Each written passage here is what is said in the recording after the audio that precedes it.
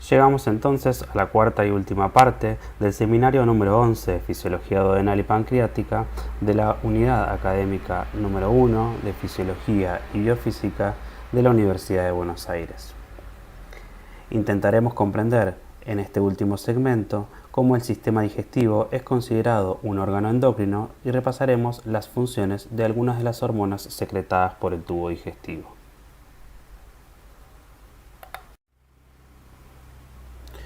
Debemos conocer que la mucosa del intestino también tiene la capacidad de secreción exócrina. Esto quiere decir que existen células especializadas en la mucosa intestinal que tienen la capacidad de secretar distintas sustancias hacia la luz intestinal. Entre ellas encontramos, por ejemplo, las células caliciformes o Glovet cells, que tienen la capacidad de secretar moco lubricante a la luz del tubo digestivo.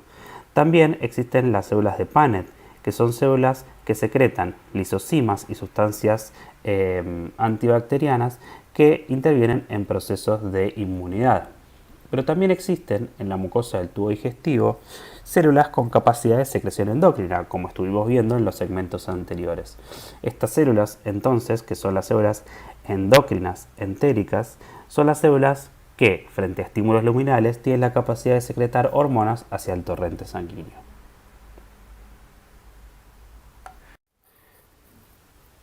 Estas células endócrinas del tubo digestivo tienen una forma triangular, con su vértice sobre la parte luminal y la base sobre la membrana vasolateral. Y podemos observar en esta microfotografía electrónica cómo los gránulos con contenido de las hormonas se ubican sobre la membrana vasolateral. Entonces, frente a determinados estímulos luminales, como podrán ser la presencia de determinados sustratos alimentarios como las proteínas, grasas, los hidratos de carbono, un pH o incluso un efecto mecánico como la distensión, y frente a otros estímulos que podrán venir no necesariamente desde la parte luminal, como a través de neurotransmisores u otras hormonas, generarán una respuesta que será la secreción de una determinada hormona. Se trata en general de péptidos, ¿sí? Son hormonas peptídicas como la gastrina, la colecistoquinina y la secretina.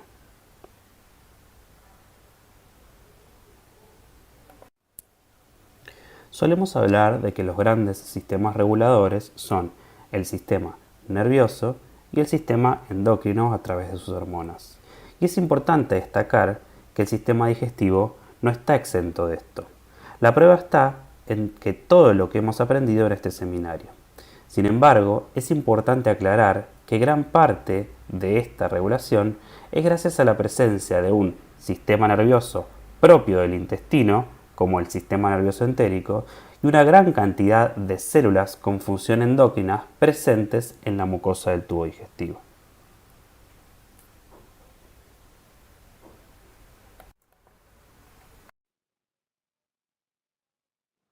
En forma ilustrativa, podemos observar en este cuadro la gran cantidad de hormonas y transmisores que se producen en el tubo digestivo. Si bien la mayoría de ellos están vinculados a funciones del propio tubo digestivo, muchas de ellas pueden estar vinculadas a la regulación de otros tejidos o órganos. Las incretinas son un grupo de hormonas secretadas por las células endócrinas del tubo digestivo, pero que ejercen sus funciones más importantes sobre otras células del organismo, como el músculo, el hígado o el páncreas endocrino. Intentaremos repasar el efecto de estas hormonas sobre el páncreas endocrino. En el gráfico que tenemos aquí a la izquierda, podemos ver representado los niveles de insulina en el eje de la Y expresados en miliunidades por litro en función del tiempo.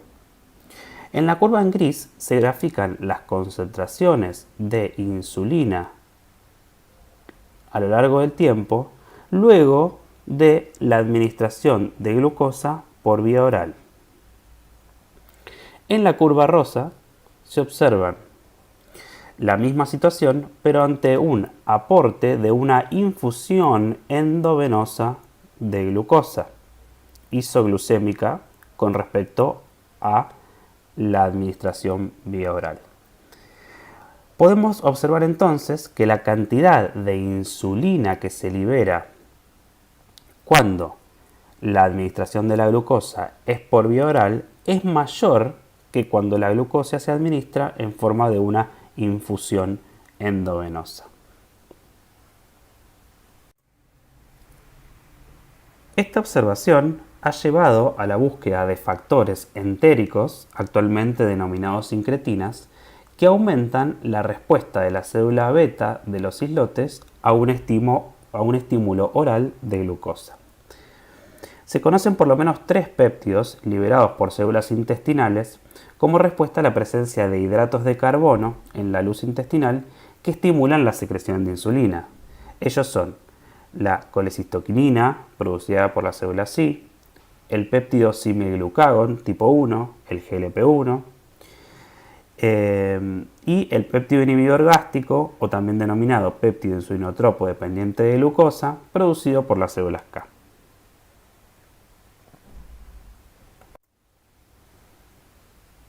La presencia de estas incretinas en la mucosa intestinal de alguna manera, podemos decir, informa a los islotes de que los nutrientes se están absorbiendo y prepara a la célula beta para que amplifique su respuesta a la glucosa. Podemos ver en el otro gráfico, en el gráfico de la derecha, que en los pacientes diabéticos tipo 2, en los cuales la reserva de células beta es menor, el aumento de la insulina observado tras la administración de glucosa por vía oral no es tan marcado. Esto demuestra una deficiencia de la capacidad de respuesta de la célula beta frente a la administración de glucosa.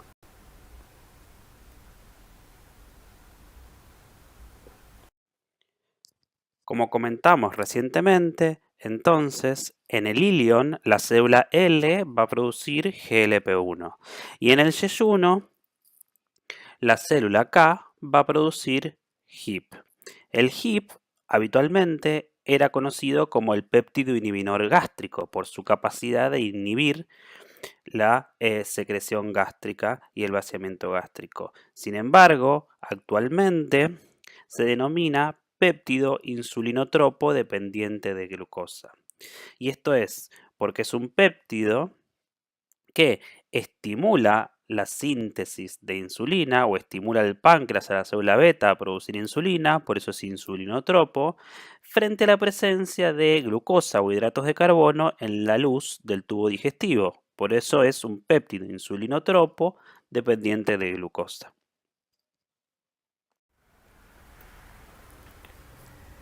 En este gráfico podemos ver cómo ejercen sus efectos las incretinas.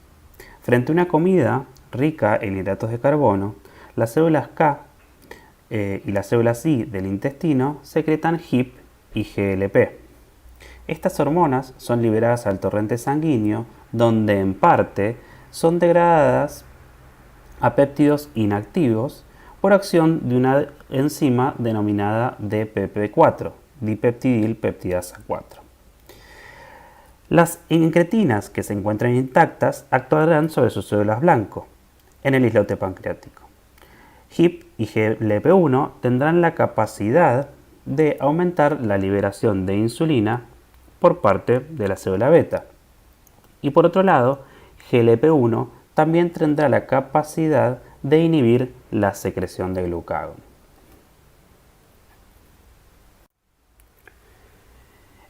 Este balance a favor de la insulina y en contra del glucagón llevará a un mejor control glucémico post-ingesta, aumentando la captación de glucosa por el músculo y disminuyendo la producción de glucosa hepática. Se han desarrollado fármacos que se administran por vía oral y que inhiben a la DPP4, manteniendo de esta manera concentraciones más altas de estas incretinas en sangre en forma intacta, ¿sí? Y permitiendo un mayor efecto biológico de estas hormonas. Este tipo de fármacos se denominan gliptinas y se comercializan para el tratamiento de la diabetes tipo 2.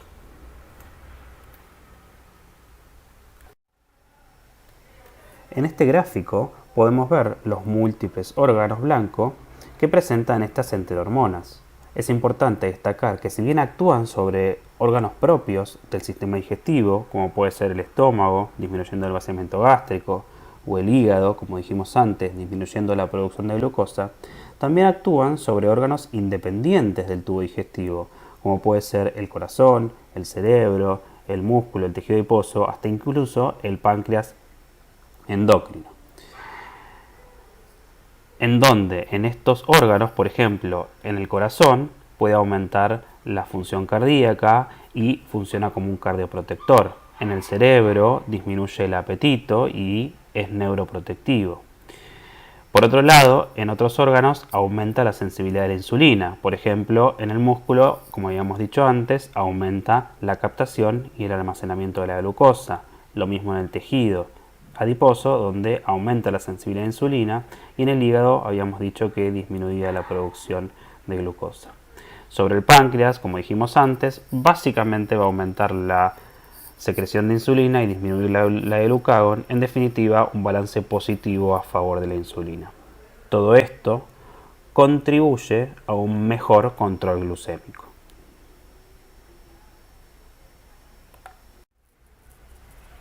Finalmente, me gustaría repasar que vimos las funciones del duodeno y que evaluamos cómo regulaba el vaciamiento gástrico, cómo se neutralizaba el quimo hipertónico y ácido y cómo se regulaba la composición de las secreciones pancreáticas en cuanto al bicarbonato y a sus enzimas.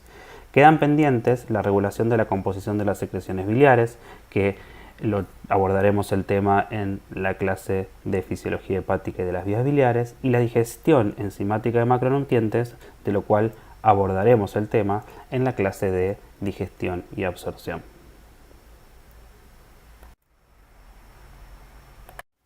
Como conclusiones, podemos decir que la secreción pancreática consiste en un componente acuoso rico en bicarbonato, secretado por las células ductales, y un componente enzimático, secretado por las células acinares.